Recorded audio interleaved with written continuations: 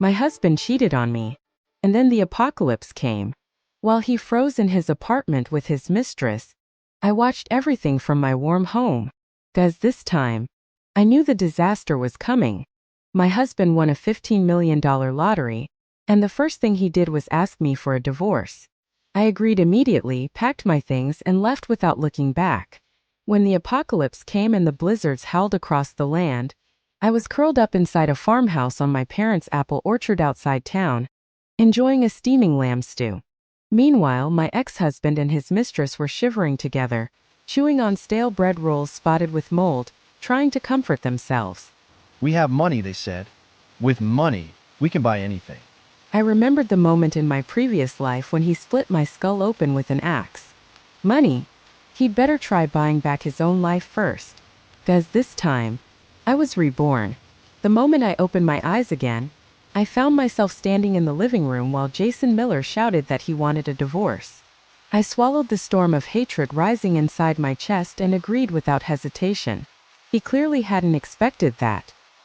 He stared at me, stunned, then asked again and again. Are you serious? You're actually agreeing to divorce me? You're not planning some kind of trick, are you? I glanced at the time. There were only 10 days left before the disaster began. I'm serious, I said calmly. Let's go to the county courthouse right now and file the papers. On the way there, I watched him from the passenger seat. He was glowing with excitement, unable to hide the smug smile on his face. It took everything I had not to kill him right there. When we were starving and freezing in my previous life, he had raised an axe and brought it down on my head. Even now, the phantom pain still seemed to linger across my skull.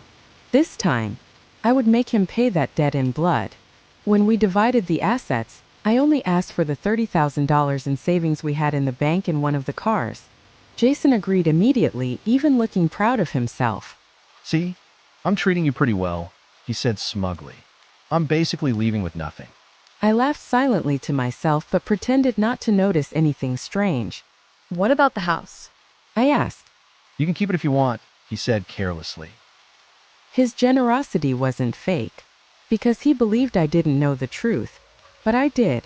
He had secretly won a $15 million lottery jackpot, and he wanted to force me into divorcing him before claiming the prize, so he could keep every cent for himself. In my previous life, I had no idea. Our marriage collapsed overnight, and I refused to accept it. I tried desperately to save the relationship, until the day he brought his coworker Chloe home. That was when I realized that the good husband I trusted had already been sleeping with another woman for a long time. When the disaster arrived, the blizzards raged without end. The three of us were trapped inside the same apartment with limited supplies. They forced me to go outside in the freezing storm to search for food. And when that wasn't enough, they tried to force me to sleep with a violent HOA enforcer named Rick, trading my body for extra food rations. I refused. During the argument that followed, Jason grabbed an axe and slammed it straight into my skull. I didn't die immediately. As my consciousness faded, I saw the two of them staring at my body with glowing eyes. Quick, this is fresh meat. Damn, look how tender it is. Yes, I fed her well all these years. When Jason said he would keep the apartment, I didn't argue. In a disaster like that, a city apartment was nothing but a trap. Sooner or later, desperate neighbors would attack for supplies. This time, that apartment would become Jason Miller's coffin. After submitting the divorce papers, I immediately drove home to start packing my things. Halfway through, Jason came back. Seeing the excitement on his face, I guessed he had already claimed his lottery winnings. I didn't care. I continued sorting through my clothes, especially the thick winter coats and insulated jackets. Jason casually packed a few t-shirts and shorts, then waved goodbye like he had just won his freedom. Goodbye, my dear ex-wife, he said mockingly. Take all your junk and crawl back to your little farm. I'm going on vacation. Just like in my previous life, he flew off with Chloe to a tropical beach in Mexico. They returned just as the extreme cold began. Wearing thin summer clothes, they started shivering the moment they stepped out of the airport. They took out all their anger on me when I arrived slightly late to pick them up in the snowstorm. Right there in the parking lot, they forced me to take off my cashmere coat and wool sweater. Chloe put on the sweater. Jason wrapped himself in my coat. On the drive home, the car heater was running at full blast. But I was still freezing so badly that my hands trembled on the steering wheel. The snowy road was slippery. I drove carefully, but we still ended up rear-ending another car. Jason grabbed my hair and slammed my head against the steering wheel. You useless piece of trash. He shouted. You saw me bring Chloe and decided to try killing me, didn't you? The moment Jason left the house, I started searching through every cabinet and drawer. His winter clothes, I took them all.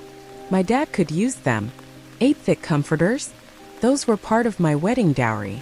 Why should I leave them behind? The smoked sausages and cured ham my mom made? All coming with me. While clearing out the kitchen, I spotted a familiar axe.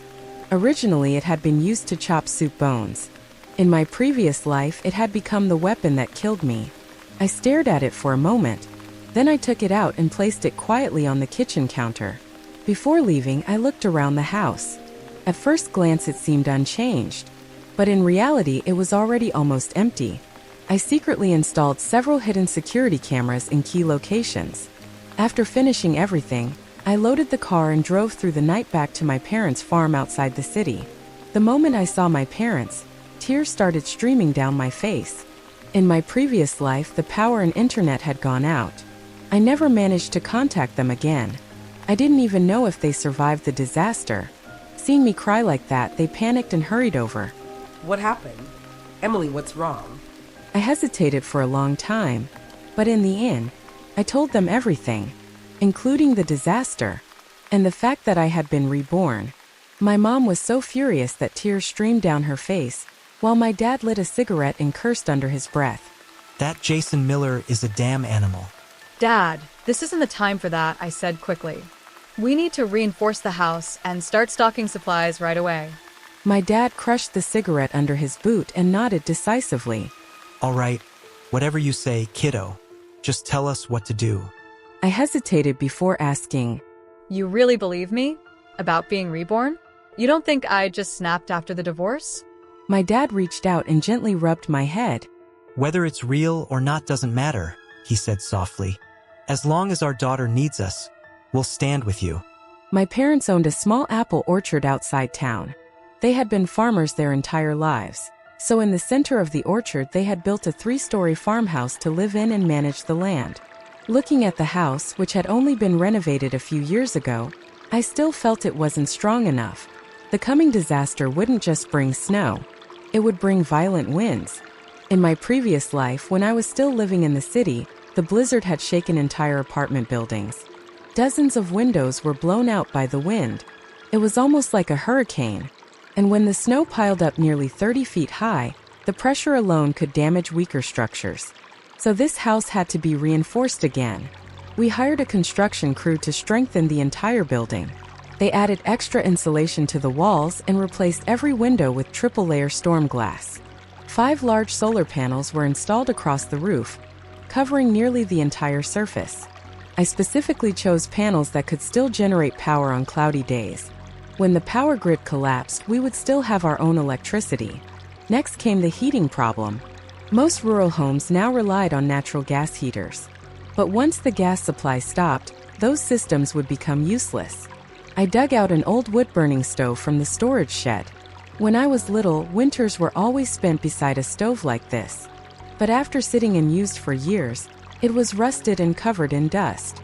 My dad saw me struggling with it and asked what was wrong. After hearing the explanation, he burst out laughing. You know you can't even buy firewood in bulk this late in the season, he said. Even if that thing worked, it wouldn't be enough. Don't worry, I'll go get something better. By sunset, my dad returned driving a small truck. In the back were 5 brand new pellet stoves and over 100 bags of compressed wood pellets. Pellet stoves could heat rooms, boil water, even cook food. The fuel lasted a long time and was much safer than burning raw wood. I placed 1 stove in each of the bedrooms on the 3rd floor and another in the living room. The remaining 2 were installed on the 2nd floor. All the fuel bags were stored on the 1st floor. Once the snow reached more than 30 feet deep, the 1st floor would be completely buried anyway. At that point, it would serve as nothing more than a storage level. By the time the workers finished installing the chimney pipes, It was already late at night. The three of us ate a quick dinner and went straight to bed. Tomorrow would be a long day. The next morning, we split into 3 teams. My dad drove to nearby farm markets and butcher shops to buy freshly slaughtered beef, pork, chicken, and lamb. I headed to a large supermarket to purchase daily supplies, household goods, and emergency food. My mom stayed home to harvest everything growing in the vegetable garden. It was early autumn, the peak of harvest season, so there was plenty of work to do. At the supermarket, I first bought more than a dozen down comforters, electric blankets, heavy winter coats, and the warmest thermal clothing I could find. Then I moved on to tissues, disinfectant, and other daily necessities, loading entire boxes into my cart. Most of these things had long shelf lives. Stockpiling extra wouldn't hurt. I also grabbed a large amount of instant food and canned meals. If we ever reached a point where cooking wasn't possible, at least we wouldn't starve. On my way out, I passed a workwear supply store and went inside. There I bought thick parkas, waterproof boots, insulated gloves, and heavy face masks. According to my memory, even after the blizzard ended, the temperature would stay brutally cold for quite some time. Eventually, someone would have to clear huge amounts of snow and deal with melted ice flooding. These tools would all come in handy. My car was only a small sedan. It took 3 separate trips to haul everything back to the farm. My dad had bought an enormous amount of meat as well. Besides beef, pork, chicken, and lamb, he brought back piles of bones for soup, fresh fish, and live shrimp. It happened to be crab season too, so he came home with 5 large boxes of fresh crab. Even with his van, he had to make several trips. He also rented 5 commercial chest freezers to store all the meat. During the blizzard, the temperature would be so low that the unheated first floor would turn into a natural freezer. But for the next few days, we still needed proper freezers to keep everything fresh. While helping organize the meat, I noticed that one section of a freezer was already filled. Inside were stacks of ice cream bars in every flavor imaginable. My mom rolled her eyes and scolded my dad. He spoils you too much, she said. He heard you liked ice cream and went out to buy a whole wholesale box. She kept lecturing beside me. Girls shouldn't eat so much ice cream anyway. And if the weather's going to be that cold. Her voice kept going, but I barely listened. My hands were freezing from the cold air of the freezer, yet my heart felt strangely warm. Because the orchard was far from town and there were few neighbors nearby, all this activity didn't attract much attention. After finishing the supply runs, my dad and I helped Mom harvest the vegetables. Large or small, ripe or not. Everything was picked and carried into the first floor storage rooms. Afraid we might get tired of eating the same things, my dad even went back to the market to buy more fresh produce. Soon an entire room was filled to the brim. But my mom began to worry. Some vegetables could last a long time in cold storage. Others couldn't survive freezing temperatures. Eggplants, green beans, and other delicate crops would spoil quickly. Finding a way to process everything without wasting food became a problem. I winked at her. Mom, remember how we prepare food for Christmas? She froze for a second, then suddenly slapped her forehead. Oh, of course. My mom immediately set up a large pot of oil on the stove and began mixing ground meat with spices. Soon the kitchen filled with the sizzling sound of food frying. She made battered eggplant slices stuffed with meat, fried potato patties, and a whole bowl of crispy vegetable fritters. While she was busy cooking, my dad drove back into town again. By the time he returned, the back of the truck was loaded with sacks of flour, rice, cooking oil, and boxes of spices. He had practically cleaned out the wholesale grocery store. The first batch of fried eggplant came out golden and fragrant. My mom waved me over. Come taste it while it's hot. I picked up a piece with my fork, blew gently on it, and took a careful bite. The crispy crust cracked open, releasing the rich flavor inside. For a moment, it felt like time had turned back to my childhood. Quiet, warm, peaceful. For the first time in days, I allowed myself a small moment of rest. I picked up my phone and checked what was happening in the outside world. Almost immediately, a familiar face appeared on my social media feed. Jason Miller. Right next to him was Chloe, pressing her cheek against his for the camera. The rest of the photos told the rest of the story. They were vacationing at a luxury resort on a tropical beach in Mexico. Thousands of dollars a night for a private ocean view suite. Fresh seafood dinners every evening. During the day, Chloe wore a bikini while they surfed under the sun. At night, they went to bars, drinking and dancing with live rock bands. I stared at the photos for a few seconds. Then I calmly pressed the like button. Go ahead. Have fun. Enjoy the last carefree days of your life. After finishing that batch of vegetables, my mom and I began processing the rest of the harvest. The green beans were hung up to dry. The pumpkins were cooked down into thick pumpkin puree. The tomatoes were sealed into glass jars and turned into canned sauce. As for the newly harvested Asian pears, my dad suggested storing them outside once the snow arrived. Frozen pears were actually a winter delicacy. Anything that couldn't be processed or preserved easily was moved into the refrigerators. Luckily, we still had our old fridge stored in the garage. After cleaning it up, we plugged it in and used it again. Between the two large refrigerators, there was just enough space once I removed all the drinks and milk. After everything was finished, I finally took a long shower. Hot water poured over my shoulders, washing away the exhaustion. But halfway through drying my hair, a thought suddenly struck me. And the moment it did, the hairs on the back of my neck stood up. Water. We hadn't stored any water. The blizzard in my previous life hadn't just cut off electricity. Cut off water too. Pipes froze solid. Water tanks cracked open in the extreme cold. The only way to drink was to melt snow. But snow melted painfully slowly in such low temperatures. And the snow itself was filthy. Dust. Dirt. Sometimes even ash from burned buildings. In my previous life, Jason and Chloe drank bottled water they had stockpiled. I was forced to drink melted snow. Every time I drank it, my stomach twisted in pain. The contaminated water caused endless stomach cramps and diarrhea. It was nearly impossible to survive like that. I checked the calendar. Less than 5 days remained before the disaster was supposed to begin. My heart started pounding. Still dripping wet, I rushed out to find my dad. My mom chased behind me with a towel. Slow down. Your hair is still wet. If you don't dry it properly, you'll get a headache. If only a headache were the worst thing we had to worry about. Without water, we wouldn't survive long at all. After hearing my concern, my dad suddenly smiled. A strange, confident smile. You know what they say? He said. I blinked. What? He crossed his arms proudly.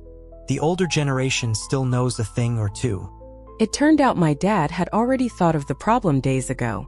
Through a friend who owned a factory, he had ordered 3 massive stainless steel water tanks. Not just any tanks. They were made of heavy-duty food-grade steel and insulated against freezing. When the delivery truck finally arrived, the tanks were so large they took up nearly half the yard. Once filled, the stored water would be enough for our family of 3 to survive for more than half a year. If we used it carefully, could last an entire year. My dad had also purchased a large industrial water filtration system. Even if the water became contaminated, we would still have a way to purify it. After solving the water problem, I sat quietly and replayed every memory of the previous disaster in my mind. Was there anything else we had forgotten? Anything that could still kill us? Just as I was thinking about it, my parents suddenly remembered something. The cornfields. The corn on the farm hadn't been harvested yet. Technically, it was still too early. The kernels hadn't fully dried. But if the blizzard arrived, the entire crop would be buried under snow. It would all be wasted anyway. So my parents immediately contacted a harvesting company and arranged for the corn to be cut early. This time, our activity finally attracted attention from the neighbors. Several farmers stood at the edge of the field, watching the harvesting machine roll in. They began whispering among themselves. One of them finally shouted across the field. Hey, Mark.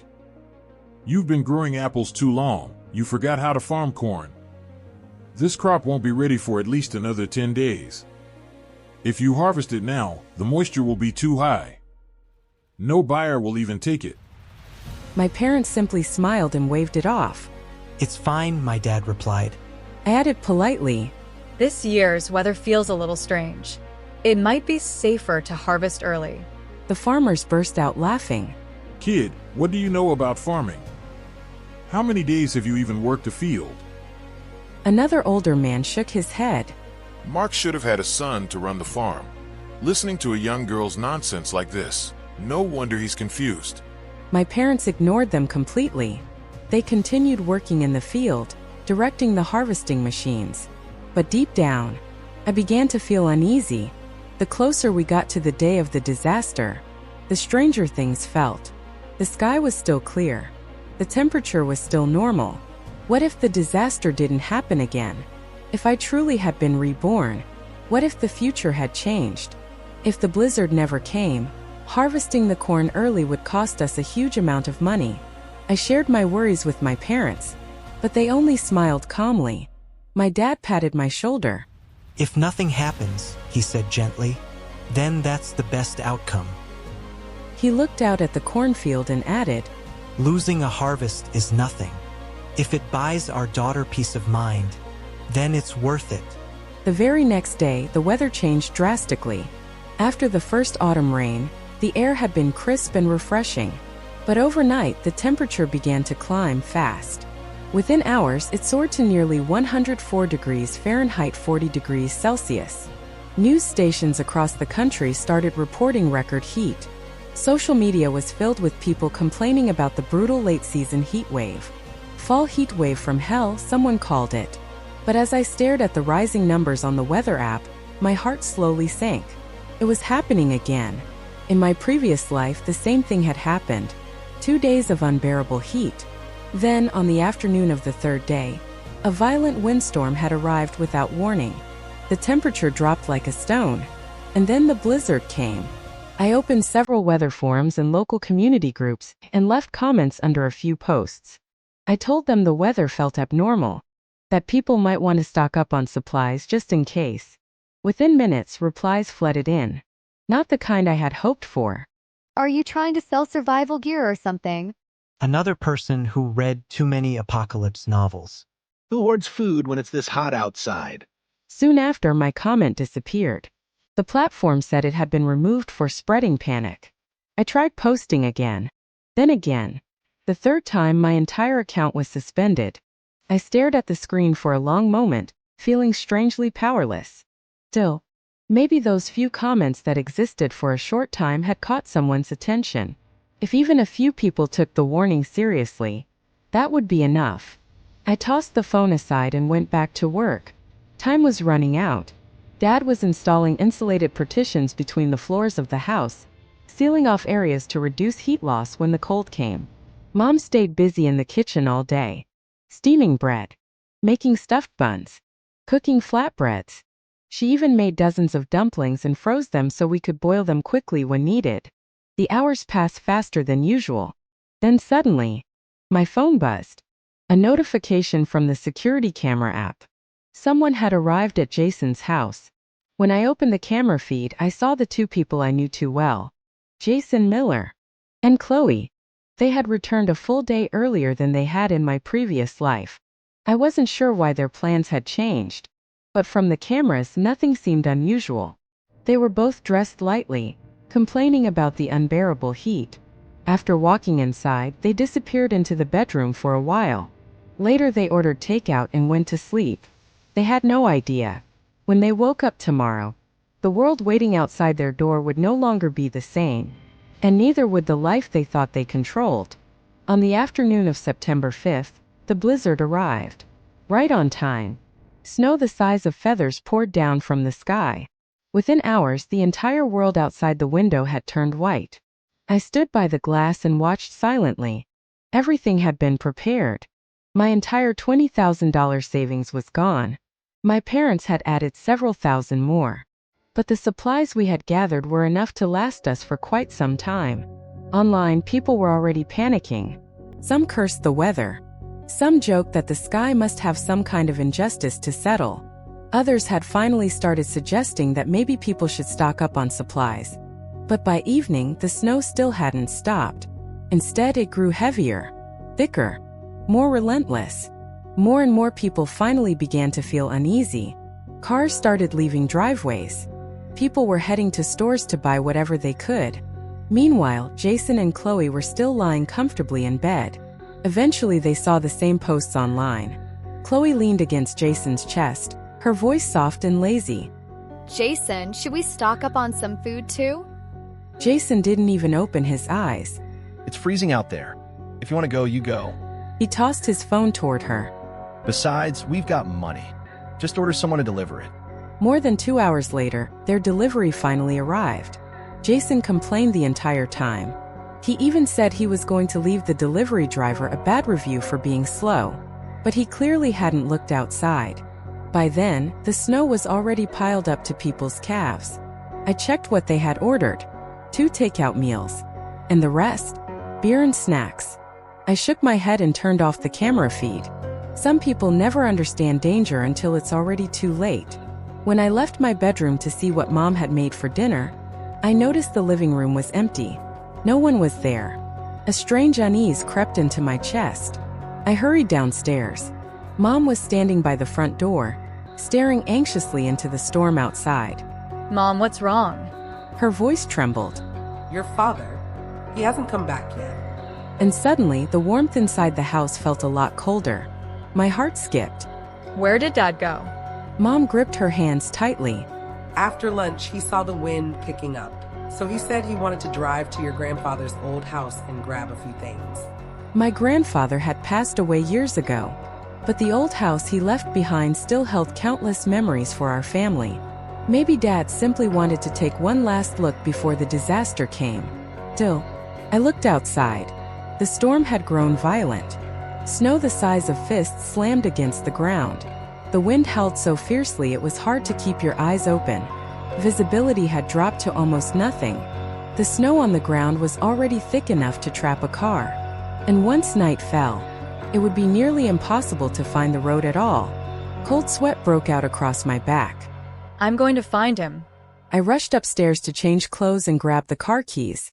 Just as I was about to head out, Mom suddenly shouted from downstairs. Her voice filled with relief. He's back. Your dad is back. I ran to the door. Dad had just stepped out of the van, brushing snow from his coat. He grinned proudly. Good thing I put snow chains on the tires before leaving. Otherwise, I might not have made it home until midnight. Mom rushed forward and smacked his arm. You still have the nerve to smile. You nearly scared your daughter and me to death. If you needed something from the old house, why didn't you get it earlier? Dad only laughed and began unloading things from the van. First came several farming tools. Shovels, a sickle, hammers, and even a chainsaw. They would be useful for clearing snow. And in desperate situations, they might save our lives. Next he carried out a large sack. Inside were bright orange persimmons. Your favorite crispy persimmons, Dad said proudly. They're from the tree in front of our old house. They finally ripened today, so I picked them all. For a moment my vision blurred. Maybe it was the wind, or maybe it was something else. Then Dad reached into the passenger seat and pulled out the last thing. It moved. It was a dog. A big one. A sturdy mixed-breed farm dog with glossy fur and a thick body. Mom jumped back in surprise. The dog seemed startled too and quickly hid behind Dad's legs with its tail tucked. The scene was strangely funny. I crouched down and gently called to it. The dog hesitated, then slowly walked over. It licked my palm with its warm tongue. The sensation made me laugh. Dad scratched the back of his head. I found him outside the old house. He'd been sitting there all day. When I left, he was still lying by the door. I figured he'd freeze to death out there, so I brought him back. Mom sighed. We don't even know how long this disaster will last. And now we have another mouth to feed. But I felt differently. Sometimes things happen for a reason. Maybe fate had sent him here. I rubbed the dog's head and smiled. Welcome to the family. Your name is Tiger now. Outside, the storm howled even louder. And somehow, I had a feeling this dog would become far more important to our survival than any of us realized. Night fell deeper, and the snow kept getting heavier. Even though we had prepared as much as we could, the unknown future still weighed heavily on all three of us. Fortunately, Mom made a steaming bowl of hand-pulled noodles with meatballs, and the warmth of it melted some of that tension away. The noodles were springy and smooth. The chicken broth was rich and golden. On top floated bright green cilantro, sliced meatballs, shredded chicken, and a bit of pickled garlic on the side. By the time I finished the bowl, I felt warm from the inside out. Full. Comforted. For a moment, the storm outside felt very far away. After dinner, we each went back to our rooms. But not long after I fell asleep, the howling wind woke me up. Cold air seemed to sneak in through every crack in the house. The wind shrieked outside like something alive. That eerie sound made the darkness feel 10 times more frightening. I couldn't fall back asleep. After putting on a thick lounge sweater, I stepped out of my room and saw the lights on in the living room. Dad was there, holding a large roll of thick transparent plastic sheeting. He was stapling it carefully over the windows. The plastic would block the wind and help trap the warmth inside the house. Since it was clear, it wouldn't block sunlight either. But something else worried me. Dad, if we seal the windows completely, won't the air get stuffy? What if we don't have fresh air? Dad kept stapling the plastic calmly while answering. Oh, I guess I forgot to tell you. When we reinforced the house earlier, I also installed a fresh air ventilation system. Even if every window is sealed, we'll still have clean air circulating. I couldn't help but give him another thumbs up. My dad really had thought of everything. Since there was nothing I could help with, I went back to bed. Sleep still refused to come.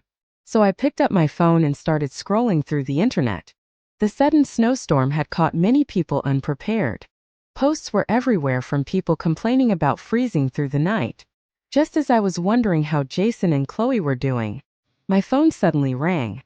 The sound startled me. I looked at the caller ID. Jason Miller. The moment I answered, his furious voice exploded through the speaker. Where the hell are the thick blankets from the house? I'm freezing to death here. I searched everywhere and can't find them. Where did you hide them? I answered slowly, almost lazily. Oh, the blankets? Those were part of my dowry. Since we're divorced, of course I took them with me. You cheap, petty woman. Arguing over a blanket? You're nothing but trash from some backwater farm. I had no habit of sitting quietly while someone insulted me. I hung up immediately. Then I turned on airplane mode. Peace and quiet returned instantly. Curious, I opened the security camera feed. Jason was still trying to call me again and again. When the calls wouldn't connect, he began swearing loudly. Finally, he threw his phone onto the bed in frustration. Then he grabbed the remote and started yelling at the heater. This stupid heater broken or something. I set it to max, and it's still freezing. After fiddling with it for a while, he eventually gave up. He wrapped himself together with Chloe under their thin silk comforter, shivering. Watching the scene through the camera, I almost laughed. Because this storm was only getting started. And the cold they were feeling now was nothing compared to what was coming. The next morning, the snow stopped for a while. Government snowplows began clearing the roads immediately. Many residents even volunteered to help shovel snow. Online, people complained about having to go to work or send their kids to school in such terrible weather. Most people believed the worst had already passed. But I knew better. This wasn't the end. It was just a brief intermission. A small pause before the storm returned with even greater fury. Still, a small number of people had begun to sense something strange. They started posting suggestions online, telling others to stock up on supplies just in case. This time the response was different. People didn't mock them as harshly as before. Some even agreed. Seeing that, I slowly let out a breath of relief. At least a few more people might survive this time. Out of habit, I opened the security cameras again. Jason and Chloe were arguing. Jason was wrapped tightly in a blanket, looking irritated. Chloe leaned against him with a pitiful expression. Jason, nobody is accepting delivery orders anymore. Even the courier apps are empty. Maybe you should go out and buy something? Jason glared at her. In this weather? You want me to freeze to death? I gave you money. You go. Chloe pouted, her voice soft and pleading. Jason, look at me. If I go outside, I'll get buried in the snow. You wouldn't let that happen to me, right? Jason's expression made it clear. He absolutely would. Before the argument could continue, a message popped up in our neighborhood property group chat. The property management team announced they were planning to buy supplies and asked if anyone wanted to join the order. Most people declined. They said they could just go buy things themselves. But Jason's eyes lit up immediately. He transferred money to the property manager without hesitation. Then he even sent a large tip. His message was simple. Whatever you buy, give me the same thing. Watching this, I couldn't help but smile faintly, because the person in charge of that order was someone I remembered very clearly, and if my memory was correct, Jason had just handed his money to the worst possible person. Before noon arrived, the snow started falling again, and this time it was just as fierce as the night before. The government quickly issued an emergency notice. Schools closed, workplaces shut down. Everyone was ordered to return home and wait for further instructions. Now people finally realized the seriousness of the situation. Supermarkets filled with frantic shoppers. People grabbed whatever food they could find. Even though supplies were limited, most people still managed to bring at least a little food home. Meanwhile, Jason and Chloe remained exactly where they were. At home, doing nothing. At noon, the two of them shared a cup of instant noodles. Then they waited for the property manager to deliver the supplies they had ordered. They waited and waited. By dinner time, no one had come. Jason finally lost his patience. He began tagging the property manager repeatedly in the group chat, but there was no response. Curious, I clicked on the property manager's profile picture. The moment I saw the name, a chill ran down my spine. Eric Chun. In my previous life, he was the man Jason had once forced me to entertain in exchange for supplies. Back then, Eric controlled huge amounts of food through the property management storage. During the disaster, he had become a small tyrant in the neighborhood. People had to beg him for survival, and many paid a terrible price. In this life, there was no way he would willingly hand Jason those supplies. And Jason had absolutely no idea what kind of trouble he had just stepped into. The snowstorm continued for several more days. By then, the snow outside had piled up to nearly 2 meters. The temperature dropped to -50 degrees Celsius. Despite the terrifying cold outside, the warmth inside our house remained steady. Mom's cooking made each day feel a little less heavy. Still, time moved slowly during those endless days of waiting. One afternoon, Dad pulled out a deck of cards from somewhere. The three of us began playing poker together. Our dog, Tiger, ran excitedly around the room.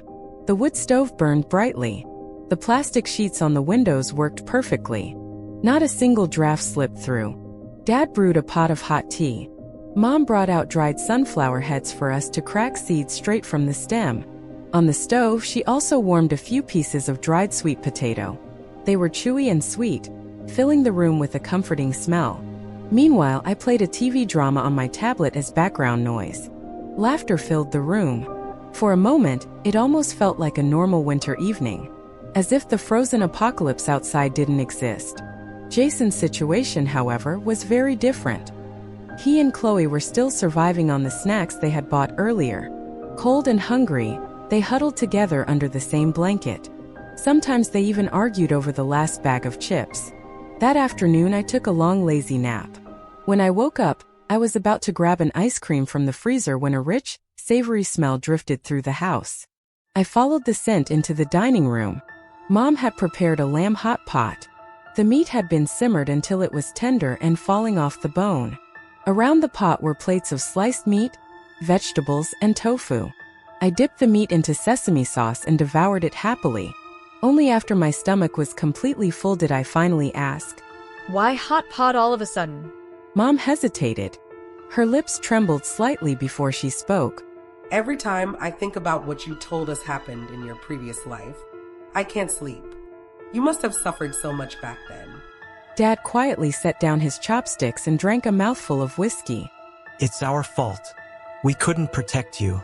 This time, we'll make it up to you. Your mom remembered you saying you hadn't eaten hot pot in a long time, so she made it today. At that moment, I couldn't hold it in anymore. I threw myself into their arms. Tears soaked into their clothes, watching them blame themselves for what had happened to me.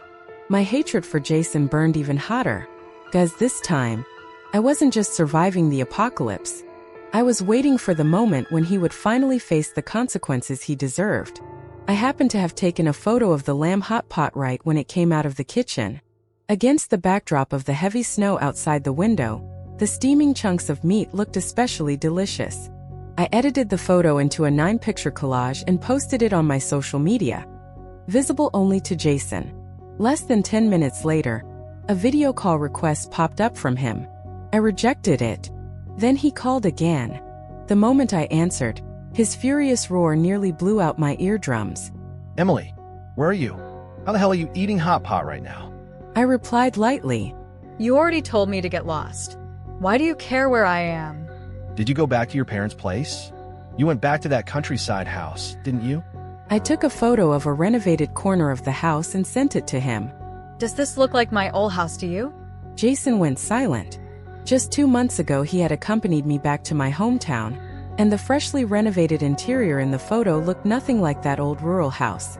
After a moment his tone softened. Emily, I was wrong. I only asked for a divorce because I lost my head for a moment. I regret it now. Tell me where you are. I'll come find you, okay? Your husband is starving here. The house is cold and there's no food. Without you, I can't survive. You wouldn't really let me starve to death, would you? The speed at which he changed his attitude made me let out a cold laugh. I would. Why ask me when you already have that sweet little mistress by your side? Take care of yourself, Jason. Then I hung up. I opened the security camera. Jason saw the call had ended and kicked the chair beside him violently before tearing through the entire apartment searching for food. Their snacks seemed to be completely gone. Only piles of empty trash bags remained. In the end, he picked up a cup and gulped down water again and again. Maybe to vent his anger. Maybe to fill his stomach. Go ahead and drink. When even bottled water disappears, you'll realize how luxurious this moment is. After finishing the water, Jason sat there thinking for a while. Then he leaned over and whispered something into Chloe's ear. Soon the two of them sneaked out of the apartment. About an hour later they came back. They rushed inside and immediately locked the door behind them. Both of them collapsed onto the floor, leaning against each other and gasping for breath. Looking closely, Jason had a bruised eye and several bloody scratches across his face. Chloe looked even worse. Her hair had been pulled into a messy bird's nest. Blood trickled from the corner of her mouth, and the down jacket she had worn when leaving was gone. In their hands were several plastic bags. Inside were instant noodles, sausages, and self-heating hot pot meals. Soon the apartment group chat exploded with messages. 2 young girls who rented the apartment on the east side of the 8th floor were furiously cursing. They accused Jason and Chloe of breaking into their apartment and robbing them. Message after message flooded the chat. But strangely, no one responded. I sighed quietly, because everyone understood what this meant. Hunger and cold had awakened the same demon inside everyone. When supplies never arrive and the future looks hopeless, when survival itself is uncertain, morality becomes the most useless thing in the world. Once someone crosses the line first, everyone else no longer needs to hesitate. 19. I don't even know how many days passed. The snow was still falling. Relentless. Endless. The snow outside had already buried the 2nd floor, and the temperature had dropped to -60 degrees. Even with the stove burning as strong as possible, cold air still seemed to seep through the house. We turned on the electric blankets, wore thermal underwear and thick lounge clothes, and constantly drank hot tea just to endure the cold. Thankfully, our dog Tiger was still around. His chubby, fluffy body worked like a giant hand warmer. He curled into a ball in my arms, and we kept each other warm. Then another piece of terrible news arrived. The power went out. At the same time, the internet collapsed. We were completely cut off from the outside world. Even worse, the solar panels we installed didn't help much. Half of them were buried under snow, and the sky was so dark that barely any sunlight could reach them. Luckily, my dad had already prepared 5 large backup batteries, along with more than a dozen high-capacity power banks I had charged in advance. Otherwise, we would have fallen into trouble immediately. To save electricity, we turned off all the electric blankets. During the day, we only ran 1 heater in the living room. At night, we used 2 heaters in the bedrooms. At first, we thought about all sleeping in the same room to use just 1 heater. But sleeping on the floor was simply too cold. We had to give up that idea. The endless cold drained everyone's mood. The poker cards were pushed aside. No one wanted to play anymore. Dad bundled himself up and went down to the storage room on the first floor. After searching for a long time, he brought back 2 dusty items: a radio and a telescope. After fiddling with the radio for a while, we finally caught a signal. It was a government broadcast encouraging citizens to stay calm and try to help themselves. They said supply drops were being organized and repair crews were working to restore the power grid. Hearing voices from the outside world finally eased our minds a little. Life didn't feel quite as suffocating anymore. Mom made spicy dried beef jerky. I ate it while flipping through old comic books from my middle school days. When my jaw got tired from chewing, I grabbed one of the freshly steamed sticky rice bean buns she had made. Sweet, soft, chewy. With every bite, life felt a little fuller again. When my eyes grew tired from reading, I would take out the telescope and look into the distance outside the window. It was still an endless white world. Day after day, nothing ever changed. But every time I looked through the telescope, it felt like my heart could travel far away, free from the feeling of being trapped. Yet I never expected that this fragile piece would be shattered. On a single night, at 2 in the morning, the house was completely silent. It was the deepest part of the night, when people slept the heaviest. Tiger, who had been curled up at the foot of my bed, suddenly jumped up and dashed out of the room. A second later, crash. The violent sound of shattering glass exploded through the house. Then came the ripping sound of plastic being torn apart. Tiger's fierce barking followed immediately. I jumped out of bed and rushed into the living room. Through the broken window, 2 or 3 dark figures were climbing inside. Dad rushed out of his bedroom at the same moment. Without hesitation, he grabbed an iron rod and charged straight at them. Tiger didn't back down either. He lunged forward, teeth bared, biting and tearing. Faced with such a violent counterattack, the fight ended before I even had time to react. The 3 intruders panicked and scrambled out the window. One of them screamed as Tiger clamped down on his leg and refused to let go. They probably never expected a vicious guard dog to be inside the house. Only after the dark figures rolled away across the snow outside did we finally dare to turn on the lights. Broken glass was scattered all over the floor. There were drops of blood everywhere. Mom and I hurried forward to check Dad and Tiger for injuries. Dad was fine. He had simply swung the iron rod too hard, tearing the skin on his palm. Tiger's injury looked a bit worse. His right front paw had stepped on a shard of glass from the broken window. But the bleeding wasn't heavy. Most of the blood on the floor probably belonged to the intruders. I immediately brought out the medical kit I had prepared earlier. Inside were all kinds of medicine I had stockpiled. I carefully cleaned and bandaged their wounds. Tiger didn't look like he was in pain at all. Instead, he stretched out his tongue and grinned proudly, as if he had just won a battle. I couldn't help laughing. I kissed the top of his head and rewarded him with a piece of dried meat. None of us slept well that night. As soon as the sky began to lighten, Mom got up and started simmering a pot of bone broth for Tiger to help him recover. Dad and I used the telescope to carefully observe where the intruders might have come from. After watching the surrounding area for a while, we finally reached a conclusion. They were probably villagers from a nearby orchard. They must have noticed that smoke was always coming from our chimney, and guessed that we had heat and food. That greed led them here. With the snow piled so high, they had used a wooden board like a sled to slide across the snowfield toward our house. The snow had already reached the level of the 2nd floor. Climbing up to the 3rd floor window was ridiculously easy. Dad frowned for a long time before going down to the storage room. When he came back, he carried more than 30 large metal traps. They were originally meant for the orchard to deal with pests, but Dad had never used them because he thought they were too dangerous. Now they had the perfect purpose. He placed them in a circle around the house. As long as the snow didn't pile higher than a person's height, anyone approaching would eventually step on one. Even if the snow got deeper, we could simply reset them again. The broken window kept letting icy wind rush inside. Since we didn't have spare glass panes, Dad nailed a large wooden board over the frame. The room became a little darker, but it was still livable. Just when we finally finished cleaning everything up, good news arrived. The power came back.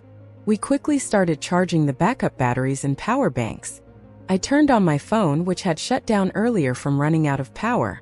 The internet connection had also been restored. Then I discovered something unexpected. Even during the blackout, the security cameras, powered by internal batteries, had continued recording and storing video. Now that the network was back, the footage was automatically uploading to my phone. I skipped through the recordings. Soon I found something interesting. A few days earlier, after they had run out of food again, Jason and Chloe had gotten into a violent argument. It even turned into a fight. Chloe was no match for Jason's strength. Eventually, he grabbed her by the hair and dragged her out of the apartment. About an hour later, she came back. Her hair was messy, her clothes disheveled. In her hands were a bag of bread rolls and a pack of cigarettes. Jason immediately snatched the bread. He devoured 3 rolls in a row, then lit a cigarette and began smoking with obvious relief. Chloe curled up silently in the corner. She slowly stuffed 2 rolls into her mouth, bite by bite. After that, neither of them spoke another word. I stared blankly at Chloe. She looked like a broken doll. My eyes began to sting until my vision blurred. My guess was correct. Just like in my previous life, Jason had sent Chloe to Mark Chan, the tyrant from the property management office. She had traded her body for food and supplies. If I had gone in my previous life, I might have ended up exactly like her. But I didn't go. I died instead. And because I died, I was given another chance to start over. A chance to protect myself. A chance to protect my family. I skipped the recording forward to the evening. Jason opened the plastic bag and ate 2 of the bread rolls. Chloe walked over and asked for one. He tossed her half. After she finished it, she reached out again. Jason immediately slapped her across the face. You bitch, there's barely any food left and you still want more? Chloe finally snapped. Jason, think about it. I earned that food. I deserve to eat as much as I want. Earn it? Bullshit. You belong to me. Everything you get belongs to me. Jason, you heartless bastard. You'll die a horrible death. After shouting those words, she ran out of the apartment. I fast-forwarded again. According to the real-time camera feed, Chloe never returned. She probably went back to Mark Chan. In my previous life, Mark had ruled over the building using the supplies he controlled. He even had several thugs working under him. Now it wouldn't be strange for him to keep a woman around in exchange for food. Because of the earlier blackout, Jason's air conditioner had become completely useless. He curled up on the bed. Layer after layer of clothes covered his body. Even thin summer t-shirts had been piled on top. He looked like a makeshift grave built out of fabric. For a long time, he didn't move at all. Just when I thought he might already be dead, his hand slowly reached out. He fumbled for the air conditioner remote. Then he plugged his phone into charge. I couldn't help muttering under my breath, "Why isn't he dead yet?" But judging from his condition, he wasn't far from it. All it would take was one final push. Jason slowly sat up. His face was pale and bluish, his eyes sunken deep into their sockets. He had grown so thin that he looked like a skeleton wrapped in skin. Every movement he made took an incredibly long time. I had to watch for several seconds before realizing what he was trying to do. Then I saw it clearly. He was pulling the silk stuffing out of the silk quilt and stuffing it into his mouth. I couldn't help smiling coldly. Then I initiated a video call. When Jason saw it was me, he became visibly excited. His shaking fingers struggled for a moment before finally answering. On the screen, my face looked healthy and rosy. I even pretended to sound concerned. Jason, how are things over there? Do you have anything to eat? Your little girlfriend, Chloe, must be taking good care of you, right? Jason stared at me. Finally, he asked the question he hadn't dared to ask before. Emily, you knew I was cheating, didn't you? I raised an eyebrow. Did you forget the photos you posted online? Jason went quiet. After a moment, he changed the subject in a hoarse voice. Emily, I miss you. Where are you? You want to know? Fine. I turned the camera around and walked into the kitchen. It was Mid-Autumn Festival. Mom was preparing a reunion dinner. Although she tried to keep each dish small to save food, the table was still filled with plates. Steamed crab, braised pork belly, lamb soup, crispy shrimp, sweet and sour fish, mustard chicken. Fresh vegetables were scarce, so most of the dishes were meat. When Jason saw the table full of food, his eyes instantly turned red. He looked like he had gone completely insane. Emily, are you at your parents' house? Please come save me. I'm starving. Please save me, please. I know I was wrong. I'll never cheat again. If you save me, I'll treat you well for the rest of our lives. Treat me well? As if he was offering me charity. I smiled lightly. You really are dreaming. But after all, we were married once. I can't bear to see you starve to death. So, I'll give you a little advice. Jason immediately leaned closer to the screen. What is it? Tell me. His nose was running and tears streaked down his face. I spoke calmly. Help from far away can't solve your problem. Think about it. Isn't your little girlfriend living comfortably downstairs now?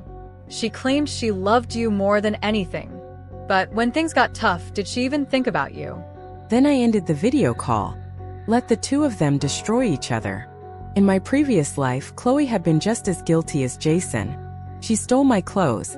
She joined Jason in beating me and starving me. When the snow was waist-deep, she even encouraged him to force me outside to search for supplies. The idea of offering my body to Mark Chen in exchange for food, that had been her suggestion. This time, how could I let her escape the consequences? 25. I switched back to the security camera. Jason crawled out from beneath the pile of clothes covering him and began smashing everything around him. He staggered from the bedroom into the living room, throwing objects everywhere. But his strength quickly ran out. He collapsed onto the couch and stared blankly into space. Then he slowly stood up and walked out of the apartment. Not long after, he returned, dragging someone with him. It was Chloe. He grabbed her hair and yanked her inside, slamming the door shut behind them. Then he started beating her. You bitch. You're out there enjoying yourself while I'm starving here? You ungrateful slut. How dare you abandon me? You only care about surviving yourself. Did you ever think about me? I'm starving. Go to Mark Chun and give me food right now. Did you hear me? Chloe struggled desperately. Jason was weak from hunger, but his size still gave him the advantage. When she couldn't break free, her hand began searching blindly around the floor, looking for anything she could use. Then, her hand touched something. An axe. She lifted it and swung it down with all her strength. The blade struck Jason's head. His eyes widened in disbelief. Then he collapsed to the floor. Chloe, terrified he might get back up, raised the axe again and struck him several more times. Only when his body stopped moving completely did she drop the weapon. Then she ran. I stared at the motionless body on the screen for a long time. Then tears slowly rolled down my face. Not because I mourned him, but because I mourned the version of myself who once loved him. The woman blinded by love. The woman betrayed by marriage. The woman who was murdered by the person she trusted most. At that moment, I finally had my revenge. After calming myself, I walked out of my room just in time for dinner. I told my parents the news. Dad didn't say anything. He simply smiled and stood up.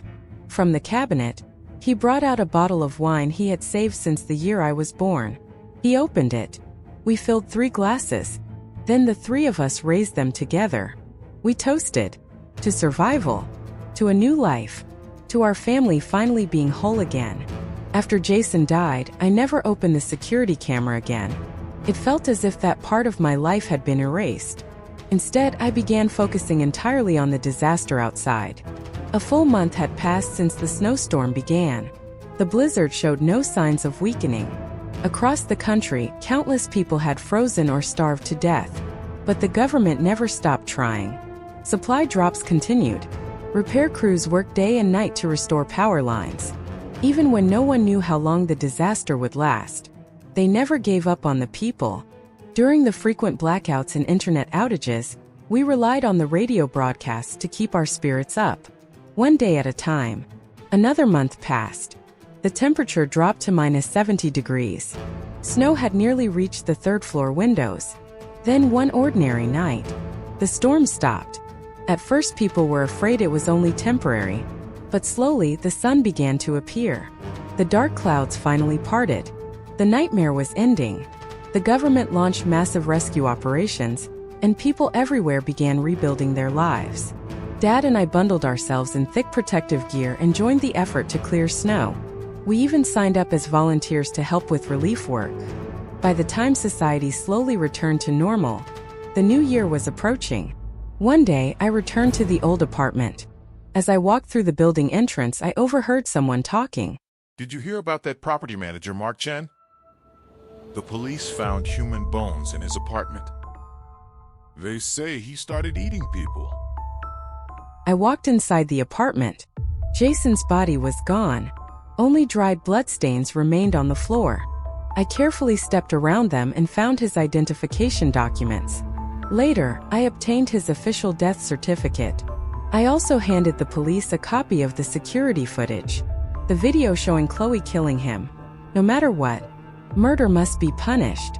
Justice might arrive late, but it never disappears. Finally, I went to the civil affairs office. With Jason's death certificate, I canceled the divorce process. Legally, I inherited what remained of his fortune. Even after all his reckless spending, there was still more than $70 million left. After settling everything, I drove back to my parents' house. Dad saw my car from far away. He lit a long string of firecrackers. The red paper scattered across the snow. Mom and Dad stood there smiling, and they said only 2 words. Welcome home.